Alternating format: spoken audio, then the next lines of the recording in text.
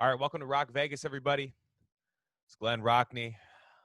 Hope everybody's still feeling good off of that big 37-12 win against Denver. Still feels great to blow a team out in the division. Looking back on that win, a couple days, sitting on that win, right? Every Sunday I do the instant reaction to it, but sitting on that win for a couple days, I kind of you kind of look at it and go, look, the Broncos aren't very good, right? They don't have the quarterback situation figured out. The offense isn't very good. Their run game isn't there. Their offensive line's not great. But that being said, when you look at what the Raiders have done, right? What the Raiders have done to teams that they're better than, even in the last couple of years, they always play to the level of their competition, right? And the Raiders didn't play a super clean game, right? Especially offensively against Denver. But they blew them out. And that's what you're supposed to do against bad teams. And that's the sign of a team like the Raiders becoming good, is when you can blow out those bad teams. So, I know Denver's bad, but it's still a division win. They're still 3-0 in the division with a convincing win over the worst team in the division. That's how you play teams like that. So, yeah, it's Chiefs week. It's Chiefs week, Raider Nation. Seems like one of the more eventful games against the Chiefs. Like last year, Raiders had a fighting chance against the Chiefs. But it felt like more of a David and Goliath, matchup, right? Like the one where David doesn't win. It felt like the one where the odds were actually stacked against them, super big. I feel like now it's kind of an even matchup, right? This week, this week 11 matchup. Because last year when the Raiders faced off at Arrowhead, right, when they were both kind of vying for the division title, Raiders were really trying to show they were a playoff team last year. It didn't go well. Didn't go well at all. But it kind of felt like a long shot for the Raiders to win that game. Now, I'm not going to say any prediction for the game as far as whether they're going to win or lose, but this does feel like a much more even matchup with the Chiefs this week in Week 11. So that's good. That's good. Raiders have had a really eventful week as far as making headlines, right? So half the week was spent about the Raiders' COVID list, right, which includes Jonathan Abram, Malik Collins, Jonathan Hankins, David Irving, Isaiah Johnson, Arden Key, and Kendall Vickers. So it's a lot of guys on the COVID list. Now, the only person to test positive for COVID was Cleveland Ferrell, and he's posted on his Instagram that he's feeling fine for now, given the circumstance, and that he just wishes he could be out there this week. And so I don't think we have much to worry about with Cleveland Ferrell. So hopefully he can, kick this fast for his own sake and then get back into football shape eventually, because I know he wants to play. And he's become a pretty big part of this defense this year, especially these last few games. But with the COVID list, the players I mentioned earlier, they were just in kind of a high risk contact with Cleveland Ferrell. So for reference, against Tampa a few weeks ago, Raiders offensive line was with Trent Brown, and pretty much the Raiders' entire starting offensive line was in high risk close contact with Trent Brown, and all those guys ended up playing. So when you see that list, it looks intimidating. I know Adam Schefter's like, the Raiders' starting defense might not play. It's like, shut up. You know what I mean? That's not what happened. First off, not all those guys are starters, right? Isaiah Johnson, not a starter. Arden Key, not a starter. Kendall Vickers, not a starter. David Irving, not a starter. So that was wrong. But nonetheless, I think even conservatively, what is that? Probably 6 out of the 7 of those guys play. 5 out of the 7 of those guys play. Because it doesn't seem like with the high risk exposure, that seems precautionary more so than he has COVID, right? That's not the way we need to look at that. So hopefully the Raiders get all those guys back, besides Cleveland Ferrell for this Chiefs matchup, because they're going to need them. They're going to need a good rotation going, especially in the pass rush, right, on the defensive line. Keep guys fresh. Going to have to stop Mahomes. But also in the media this week, the Chiefs, they're mad. The Chiefs are very mad. The Raiders beat them outplayed the Chiefs on pretty much every facet of the game in Week 7, and Andy Reid and the rest of the Chiefs are really mad at a bus victory lap around the field. There's nothing more 2020 than a bus victory lap, kind of socially distanced around the field. And Andy Reid's pissed about it. He's saying, "Well, we didn't, like it. They were taking victory laps around our field. I need a sandwich. You know what I mean? I need food now." And John Gruden responded, which was interesting because I didn't think John Gruden was going to say much to this. John Gruden doesn't really say much in conferences about other teams. He doesn't usually attack the other team, right? I think, sure, in the locker room he does, right? I'm sure he's a big bulletin board material type guy. But John Gruden then says, "Hey, that bus driver was talking shit. So yeah, we made his ass drive around the field a couple times." So it's kind of crazy, right? It gets kind of crazy. It's kind of, first when I hear stuff like that, I'm like, hey, John, the Chiefs are coming off a bye and they're pissed about you losing, and their offense is the most explosive offense in the game. So kick back a little bit. But as, things went on, I was kind of like, nah, you know what? Let's go. Like, make this a rivalry again. Make this a rivalry. Travis Kelce's crying too. Oh man, Raiders act like they won the Super Bowl. Oh, you know what I mean? This is a guy that dances after every first down. So to me, that's rabbit ears, right? That's living rent free in someone's head. They haven't stopped thinking about that loss since Week 7. Take from that what you will, right? That could be a good thing for the Raiders, could be a bad thing for the Raiders. Eric Bieniemy's like, nah, man, we're gonna have Tyreek Hill returning punts, and I just want to sit back with my popcorn and watch that. Okay, cool. I don't know, man. It sounds like the Raiders are on these Chiefs' minds, and it was not always like that. Look, they've always been division opponents since both teams have started, but I think right now the Raiders kind of earned a little bit of respect, right? I don't think you talk this much shit about a team if you'll just roll over and beat them by 2-3 scores. This is a rivalry now. It's always been a rivalry, but for a while it had been the rivalry between a hammer and a nail. Let's be real. Wasn't much of a rivalry.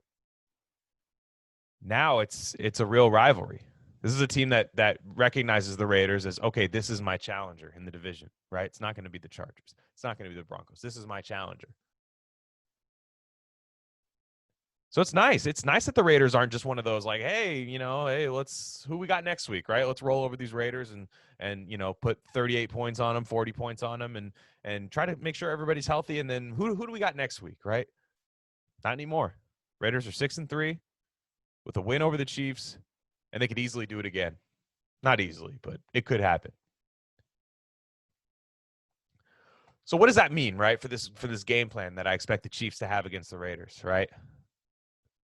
I think the Chiefs are going to respect the Raiders defense this time, right? And this is Mahomes with the ball. I think last time against the Raiders, the Chiefs kind of thought, all right, Mahomes is going to hold the ball, buy time. The Raiders coverage will break down. There's going to be a huge parting of the Red Sea, and it'll be easy money, right? Because they don't have a pass rush and they can't cover, right? That's the way the Chiefs approached the Raiders, right? We're not worried about running the ball. We're not worried about these screens, nothing like that. Raiders won't be able to stop us. We're going to make them beat themselves on defense. Now, that didn't happen in Week 7. So I expect this time that Patrick Mahomes might take what's there, right? Might take the 4 or 5 yards that's in front of him rather than sitting there hoping for the 27-yard big play to Watkins, the big shot down the field to Tyreek Hill, down the seam to Travis Kelce. I think he's going to take the check down, right? Which, that's not good, right? Because the Raiders, if one thing the Raiders really have not improved on at all is their tackling. They're missing a lot of tackles. Now, if I'm playing the Raiders, as much as I want to attack them deep, if I'm playing against the Raiders, I'm going to make them tackle underneath because they really have not shown that they can. All right, they even last game against Denver, they were still missing a lot of tackles. The first guy wasn't bringing, the ball carrier down right away. So I expect the Chiefs to kind of adjust their game plan and be like, hey, we're playing a legit NFL team. But also, that's not really, that is their game, but it's not really their game. And I think if the Raiders can set the tone early, like with some physicality, because it's going to get chippy out there. You're gonna see some, after the play, number 50, offsetting penalties, such and such. You're going to see that. But I do, I really think that the Chiefs are going to actually bring out a real game plan, right? Not just backyard football against the Raiders. And I hope the Raiders are ready for it. They've been playing okay defense. But the competition they've been playing has not been the same, right? There is not enough. There is no offense like the Chiefs in the NFL right now. Nobody has that kind of, cheat code offense, right? So the Raiders are really going to have to, I don't think they can duplicate the performance they had last time. I don't think they're going to get home on Patrick Mahomes as well, hurry him as much. I think the Chiefs are going to get rid of the ball, especially with the Chiefs tackles. Chiefs tackles have kind of been missing some days this week, right? On the COVID list as well, the high exposure COVID list. And without your tackles, I think you're going to see more screens. I think you're going to see more short routes, yard plays designed to get yards after the catch against the Raiders. Rather than Mahomes playing hero ball, right? Just running around. Oh, blindfold, pinata throw at somebody on the sideline. I don't think you're going to see as much of that. The Raiders proved they could stop that at least one time. So now on defense, right? So this is where I'm actually the most intrigued, right? Because I think the Chiefs on defense really underestimated the Raiders offense last time they played. I thought they didn't see Henry Ruggs as a finished product yet. I thought they were like, oh, we could leave somebody one-on-one with him, let him run down the field. I thought that Nelson Aguilar didn't gain the respect that he needed or that he deserved from their defense. Was able to make a play down the field. And I thought that the Chiefs broke down against the run game late in the game. And I'm wondering now if the Chiefs are really going to respect that deep ball now, because the Raiders have shown they can win with the deep ball against these teams. They've shown they could chuck it down the field. And I've been saying this a lot lately, but I really want to see the Raiders get back to that short game because I think they're more physical, right?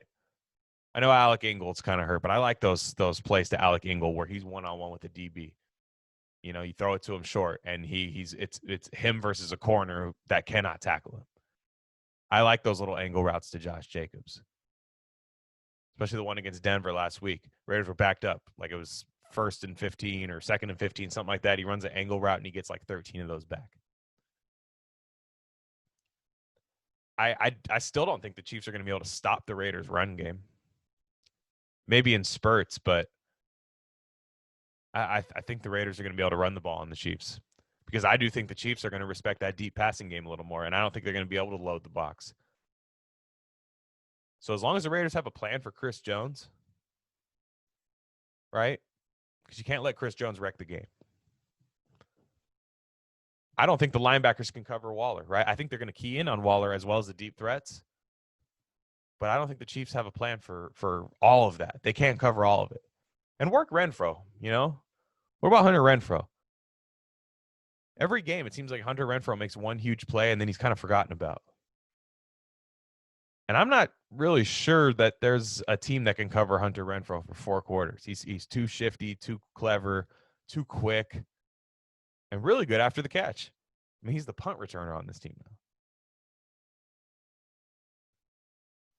So I think the Raiders being able to spread the ball around, let's hope they do, but the Raiders being able to spread the ball around, it makes it tough to game plan against them. As long as John Gruden's not predictable in his play calling, which this is around the time, if you flip the calendar, when that happens. You'll remember I had Marcus Johnson on the show earlier before the season. We talked about John Gruden. That's actually a really good episode, even though we've played, over half a season of football. If you go back and listen to that, it's very, very interesting. Talking about how Gruden offenses kind of fade in November and December.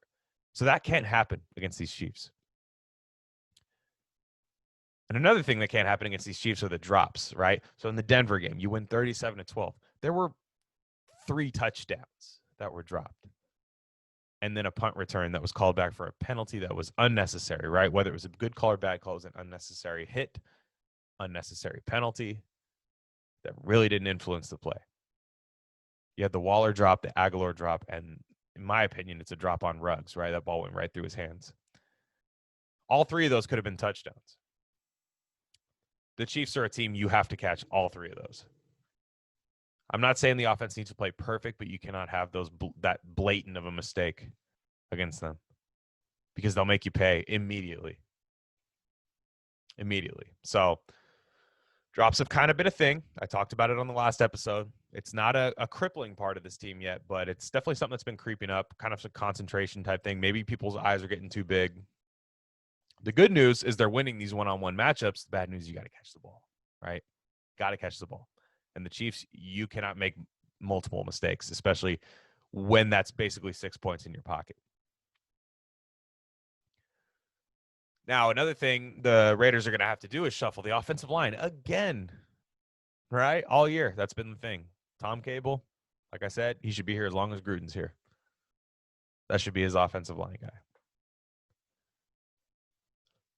But who's going to play right tackle this week, right? The Raiders should be getting Colton Miller back this week. I think it's not confirmed. Still, a little bit limited at practice, but I'd like to think at least he'd be able to give it a go this week. Incognito doesn't look like he's quite ready yet. I would venture to guess. He came back to practice, but I still think on that Achilles, I think, like Gruden said, there's good days, there's bad days, and I think they're going to wait till it's all good days to bring him back. It'll be a very nice addition when that happens. But last week, Colton Miller doesn't play, and Brandon Parker steps in for Colton Miller. Look, we're all critical of Brandon Parker, but he played well last week. You know why? Brandon Parker, he's a natural left tackle. And look, he hadn't been good at either position for a long time, but it looked like he was coming into his own at left tackle. Now, the problem is Colton Miller plays left tackle. These guys were taken in the same draft. I was talking to Marcus Johnson about this. How are you going to draft 2 left tackles in rounds 1 and 3? Usually you want to go left and right for this reason. Now, for a lot of people, they think offensive line positions are interchangeable, right? I think left tackle means you play left tackle. Right tackle means you play right tackle. You're not a Swiss Army knife in that opinion. A lot of guys can play left tackle, left guard, right tackle, right guard. Like guys can move around, center and guard. That can happen. That's not unheard of. But left tackle and right tackle, being a swing tackle, that's like being ambidextrous. Being a pitcher that could throw with both sides. And I don't think that's fair to say that Brandon Parker can do that. And now I think look, Sam Young's questionable probably, but I think Sam Young is less than questionable if he's any good or not, right? I think we know the answer to that question. He's not. So what do you do about this situation? Is it Brandon Parker at right tackle where he's shown he hasn't been good? Or do you go with the I don't even know if he's undrafted, but Patrick Omameh. Patrick Omameh got 13 snaps last week against the Denver Broncos and played well. He played well. Look, 13 snaps, it's not a whole lot. But he played well. And maybe he's more of a natural right tackle. If I had to guess, I think Gruden's going to go with Brandon Parker. He's been here, knows the system a little bit better, but I'd be interested to see this Patrick Omameh, especially if it doesn't go well early for Brandon Parker. I'd be interested to see. He graded out really well per PFF. And, I noticed he came in and played well. And this is just my, I'm not a film expert, but I can tell when an offensive lineman is at least not looking like a tire fire at right tackle. And at right tackle, Brandon Parker didn't look good. Sam Young didn't look good. So let's give some looks to Patrick Omameh, right? You've been shuffling around with the offensive line all year. This could be Tom Cable's magnum opus, right? I just pulled this guy off the street. Patrick Omameh, who's heard of that? So it's interesting. We'll see what happens on the offensive line. It'll be nice to get Colton Miller back either way, though. If he comes back, I feel a lot better with him going against Frank Clark than Brandon Parker, even though Brandon Parker did a nice job against Bradley Chubb. Frank Clark, It's a really good pass rusher. So with the Raiders' run game, I was mentioning that earlier, and I think that they'll be able to blow the Chiefs off the ball if they really want to. I think the run game is working so much better than it was in Week 7. Right, Week 7, it took that Devontae Booker, explosive run to really get that run game going, and even then, it still seemed kind of arduous to get the yards, to get these yards, and these last couple of weeks, it's just seemed like it's all been opened up. Right? I think teams haven't been able to load the box as much against the Raiders because they do have those downfield threats. They have Waller, Renfro, and Carr's playing really well too. So with this run game, just before I get into the run game, right? I think it's an integral part of beating the Chiefs because I think it's a way to really, really push them around and control time of possession and score some points. But I think we owe John Gruden a lot of credit. I'm very critical on this podcast. I'm really, really, really critical of John Gruden, his play calling, decision making, time management, you name it. But one thing this guy can do, he can pull a run game out of his ass. Right?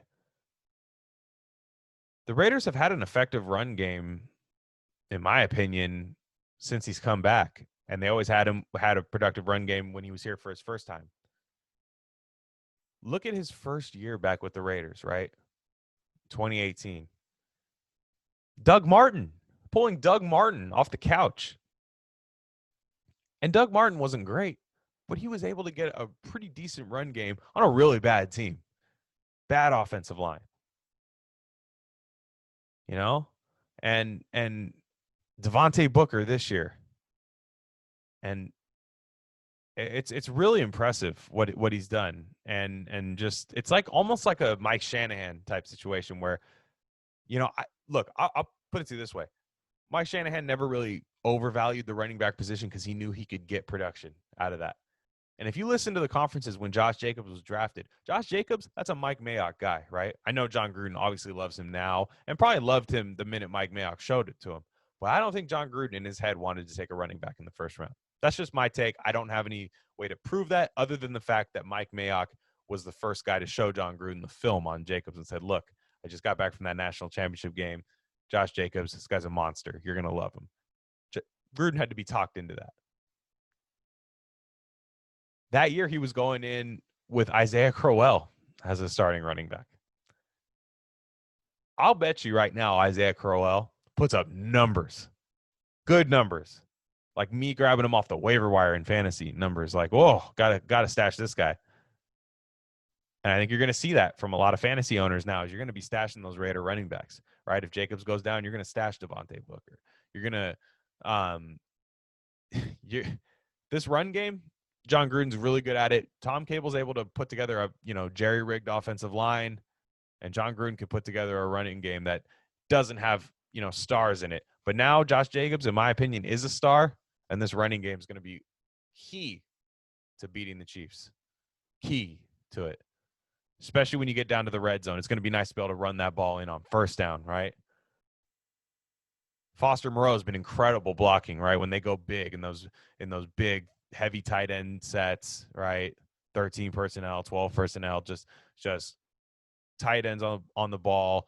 Witten, Moreau, even Waller's been getting in there, getting good blocks. And that's what you're going to have to do to the Chiefs, right? This is a rivalry game. And why not set the physical tone early with this run game? So another thing I wanted to say, and just a couple more things on the defense, right? On the defense of the Raiders. Travis Kelce. What do you do on Travis Kelce? It just feels like every game, Travis Kelce, right? Raiders win or lose, Travis Kelce always finds a way in the end zone, always finds a way to convert third downs. What do you do? I remember a few years back when the Raiders beat the Chiefs, and I want to say it was it wasn't overtime, but I think it was at the end of regulation, the kind of nail biter win against the Chiefs on Thursday Night Football. Crabtree, the game winner. Bruce Irvin, right? It's not a name we want to hear too often, right? Nobody wants to talk about Bruce Irvin in 2020, but Bruce Irvin, that game was him just smacking Travis Kelce every play off the line of scrimmage. And I think somebody's going to have to do that, right? Because there's one thing about Travis Kelce is he's really good, but he's not tough. He's not a super tough, gritty guy. Kind of a finesse kind of guy. One of the best tight ends in the league, but I don't think toughness is his game. So get physical with him, right? And that's one thing I like about this young Raiders secondary and the linebackers is they're real physical, right? Speaking of, the young secondary, Damon Arnett, right? I thought he was pretty good last week. He was able to run down the field step for step with Judy on a couple reps last game. And it gives a lot of versatility to this defense where you can play Nevin Lawson in the slot, where I think Nevin Lawson is really good is when he's in the slot. He did great on KJ Hamler last week. But also, they're limiting Arnett's snaps a little bit, so you can still have Lawson on the outside. And I agree with B.D. Williams. I think Nevin Lawson, I don't know if I like him as much as BD says, but I do think that Lawson is better than a Daryl Worley, right? We're not looking at guys like that. Remember Raiders, Chris Johnson, number 37. Well, that's not what Nevin Lawson is, right? He's been burned on a couple plays, but he's also made a couple really nice plays for this team. Doesn't get interceptions, right? I don't think he ever has had one in his career. But the fact that Arnett's back, I think you can move those guys around, especially Lawson. Maybe have him on the slot if Tyreek Hill's in the slot. I think that's a better matchup for him. I think Nevin Lawson has a chance to be the best slot corner on this team right now as of Week 11, 2020. So that'll be nice to have that. I mentioned earlier that Cleveland Ferrell was out. Cleveland Ferrell is going to be missed bad in the run game. But the good thing about the run game is that the Chiefs don't have a very good one right now, right? It's not. I know Clyde Edwards-Helaire, he's a good running back, but I just don't think the Chiefs' run game is very good right now. I don't think their offensive line gets a lot of push. They don't lean on it that much either, right? I mean, they'd rather throw to their running backs. They have Patrick Mahomes. They have a $500 million quarterback back there. You're going to be trying to stop the pass game of the Chiefs, right, to beat them. And I will say, even though Cleveland Ferrell is definitely coming around as a pass rusher, he's definitely getting a lot more pressure. I know he doesn't have a sack this year. He's getting a lot more pressure, winning a lot of reps. Some might say he wins one-on-one better than Max Crosby. Some might say that. But, yes, Crosby finishes the deal a whole lot better and has incredible hustle plays. So that's not a dig on Max Crosby. It's more to elevate Cleveland Ferrell. He's winning a lot more in pass rush. So he's going to be out this week. But another guy that's been playing pretty well the last couple of weeks is Carl Nassib. I think Carl Nassib has been good the last couple of weeks since Trump lost. I don't know. But with Nassib and Arden Key showed flashes last week too. I think in the pass rush, they're going to be okay. If you remember, Arden Key did a nice job spying around on Patrick Mahomes in Week 7, and maybe that's how Key gets used a little more. But I think he's going to have to be used as a pass rusher simply because Ferrell's not playing. So I do think that the Raiders are going to be able to at least replicate Ferrell's pass rush. Maybe not, be better. I'm not saying that at all. And lastly, man, I think we're going to see a shootout. I think we're going to see a shootout here. I think we're looking at a classic game. This is going to be the one that the NFL plays on replay all week long. I think we're looking at a classic game. Sunday night game. Please don't move the game. Please don't move the game. Look, please, let me get Sunday Night Raiders football. Might delay the podcast a little bit, but that's okay. I like a nice Sunday night game.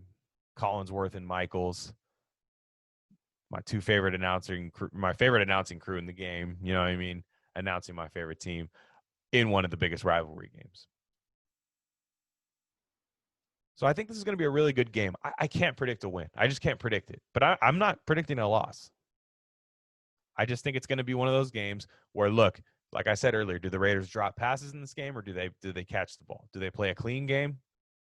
I think it's up to the Raiders to win this game. I don't think that the Chiefs are head and shoulders better than the Raiders. Now, coming off a bye, Andy Reid's 18-3 coming off a bye. It's not ideal. It's not a good time to play him. So, nonetheless, I think that the Raiders should be able to compete with this team, at least for a good part of the game. And I think the rivalry is going to get even more heated up after this game. It's going to be one of those ones. I hope this becomes the new Steelers Ravens, right? Niners Seahawks, that those games where everybody stops what they're doing to watch that game. But now I want to pump the brakes, right? Preemptively. I just want to do a little damage control preemptively. Should the Raiders lose this game, right? In a close fashion, right? A couple plays don't go their way, they lose the game. It's not a deal breaker. It's not a deal breaker if that happens. It's going to suck, right? You don't want to lose against that division in a division opponent. You don't want to lose against the Chiefs. Kind of might make the division pretty tough to win after that, but it's not a deal breaker for the Raiders being a playoff team. This is a game I really want to win, and they really should win. And if they're a great team, they will win, but it's not a must win. The Raiders have given themselves a 3-win buffer, right over 500. I don't expect Cleveland to stay good all year. I think they're a better team than the Indianapolis Colts. And look, if the Raiders are 6-4 after this week, it's not the end of the world. You have Atlanta and the Jets coming up. So you really should be able to beat those teams, right? And I'm not trying to look ahead. This is Raiders versus Chiefs this week, but I understand how we all tend to be. I'm almost saying this to myself, right? Don't overreact. Enjoy the game. Get into the rivalry, but just know that it's one game. It's just one game, and the closer we get to game time, the more I'm convinced that the Raiders can give the Chiefs hell, man. No idea how the game's going to turn out, but I expect a big-time shootout, a classic game. So that's it for me this week, guys. Raider Nation, I hope everyone's having a safe week. It's kind of crazy times in the world right now, so everybody just stay safe, do what you need to do to be safe, and keep a roof over your head, and just enjoy this escape we get on the weekends for Raider football and just the rest of the NFL as well. I'm Glen Rockney, at Glen Rockney on Twitter. Thanks to everyone who's been listening. Look, the numbers go up every week. It's fantastic that people listen. I the word of mouth definitely helps spread around. Thanks to everyone who retweets this podcast, shares it, tells people about it, and checks it out for the first time, or if you've been here since the beginning. Thanks to everybody. It's really good, really holds me accountable, and I really enjoyed doing it. So, and the Raiders have been winning since I've been doing it. So why the hell would I stop, right? So subscribe to Rock Vegas on iTunes, Spotify, SoundCloud, YouTube. I also have another podcast called Rare Candy. We've been doing some real fun stuff there. Kind of more of a lifestyle, politics kind of theory, philosophical type podcast. And we just have a bunch of fun on that too as well. And so if you want to check that out, that's with my good friend Crypto Psy. The YouTube channel is called Rare Candy, and you could follow us on Twitter at Rare Candy Pod 1. Yeah, that's it for me, guys. Let's go Raiders. I'm gonna try to do a podcast that Sunday night. I can't guarantee that I will, but it will be out by Monday. I will imagine Monday night, maybe Tuesday, just because the game's a little bit later. So we'll see. But hey, I'm gonna do my best to get an episode out to you guys. Thanks again for listening. All right.